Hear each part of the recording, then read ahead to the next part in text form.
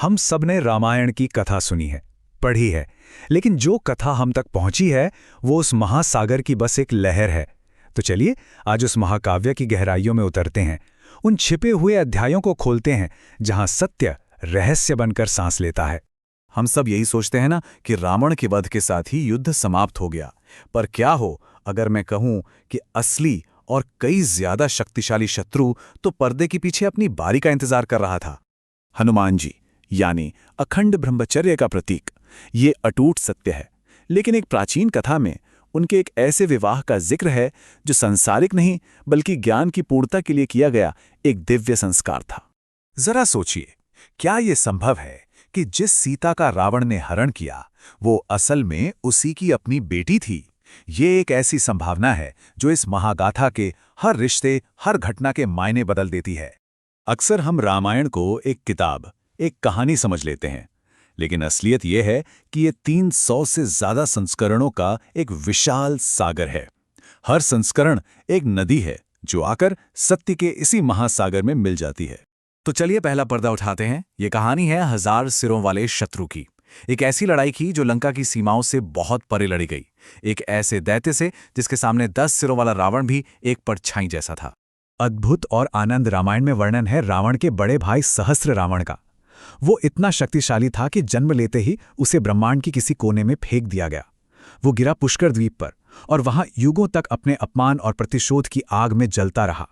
उसने ब्रह्मा जी से अजेय होने का वरदान मांगा कि कोई देवता, दानव या पुरुष उसे युद्ध में ना हरा सके। लेकिन अपने ही अहंकार में वो एक ऐसी गलती कर बैठा जो उसके विनाश का कारण बनी। उसने कभी एक स्त्री को खतरा समझा ही नहीं। भाई की मौत की खबर सुनते ही वो अयोध्या पर टूट पड़ा। उसकी शक्ति इतनी भयानक थी कि श्रीराम की पूरी वानर सेना, हनुमान, सुग्रीव, यहां तक कि स्वयं भगवान राम और लक्ष्मण भी युद्ध भूमि में मूर्छित होकर गिर पड़े। एक पल को लगा जैसे सब कुछ खत्म हो गया। और ठीक उसी पल एक चमत्कार हुआ। रणभूमि पर खड़ी शांत और कोमल सीता का रूप बदल गया। अपने पति को अचेत देख उनके भीतर से स्वयं आदिशक्ति महाकाली प्रकट हो गईं, और बस एक ही क्षण में उस महाशक्ति ने अपने खड्ग के एक ही वार से सहस्त्र रावण के 1000 सिर धड़ से अलग कर दिए। महाकाव्य की बड़ी बड़ी लड़ाइयां तो हम सब जानते हैं, लेकिन असली शक्ति तो त्याग और तपस्या की उन मौन लड़ाइयों में छिपी है, जिनके बारे में बहुत कम बात होती है। मेघनाद को वही मार सकता था जिसने 14 वर्षों तक 3 कठोर प्रण लिए हों। पहला, निद्रा का त्याग। दूसरा, भोजन का त्याग। और तीसरा, किसी स्त्री का मुख ना देखना। लक्ष्मण जी ने अपनी नींद पत्नी उर्मिला को सौंप दी, भोजन को छुआ तक नहीं, और अपनी दृष्टि हमेशा माता सीता के चरणों पर ही रखी। ये भक्ति से भी परे धर्म की रक्षा के लिए एक मौन युद्ध था। इसी तरह हनुमान जी का विवाह वो कोई सांसारिक बंधन नहीं बल्कि ज्ञान पाने का एक माध्यम था। सूर्यदेव से 9 के 9 व्याकरणों की शिक्षा पूरी करने के लिए उन्हें सूर्य की ही पुत्री सुवर्चला से विवाह करना पड़ा। ये एक ज्ञान यज्ञ था ताकि वो श्री राम की सेवा और भी बेहतर ढंग से कर सकें।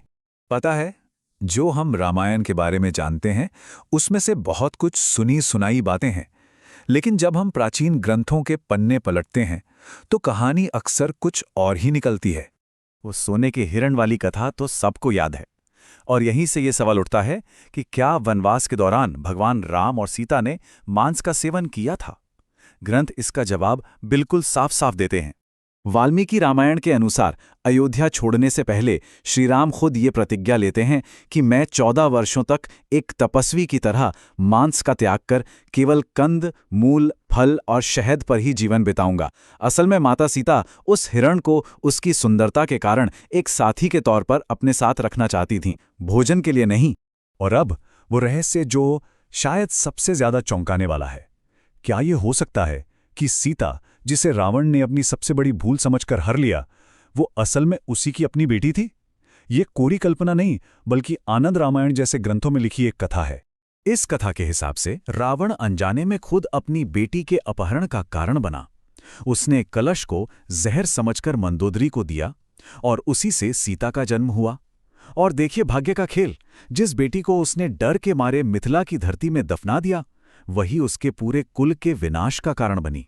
हालांकि वाल्मीकि रामायण कहती हैं कि वो भूमिजा थीं, यानी स्वयं धरती की पुत्री। और अब सबसे गहरा रहस्य। रामायण कोई ऐसी कहानी नहीं है जो इतिहास में एक बार घटी और खत्म हो गई। नहीं, ये एक शाश्वत, एक अनंत ब्रह्मांडीय नाटक है जो आज भी चल रहा है। काकभुशुंडी की कहानी हमें यही दिखाती है। एक श्राप के कारण उन्हें अनगिनत जन्म लेने पड़े, लेकिन फिर श्री राम के वरदान से वो समय के बंधन से आजाद हो गए और उन्हें वो दृष्टि मिली जिससे वो हर युग में, हर ब्रह्मांड में रामायण को बार बार घटते हुए देख सकते हैं। एक बार जब वो बालक राम के साथ खेल रहे थे तो वो उनके मुख के अंदर चले गए और वहां उन्होंने जो देखा वो हैरान करने वाला था। उन्होंने लाखों ब्रह्मांड देखे, हर ब्रह्मांड का अपना सूरज, अपना चांद, अपनी अयोध्या, अपना राम, अपनी सीता और अपना ही एक काकभुशुंडी। तब उन्हें एहसास हुआ कि ये कथा एक नदी नहीं बल्कि अनंत नदियों का महासागर है। और इसी गहरे सत्य को हमारी परंपरा एक छोटी सी पंक्ति में समेट देती है। हरि अनंत, हरि कथा अनंता। ईश्वर अनंत है तो उनकी कथा भी अनंत है। तो सवाल ये नहीं है कि कौन सी कहानी असली है, शायद असली सवाल ये है कि क्या हम हर कहानी में छिपे ज्ञान को समझ सकते हैं, क्योंकि हर कथा सत्य का ही एक रूप है।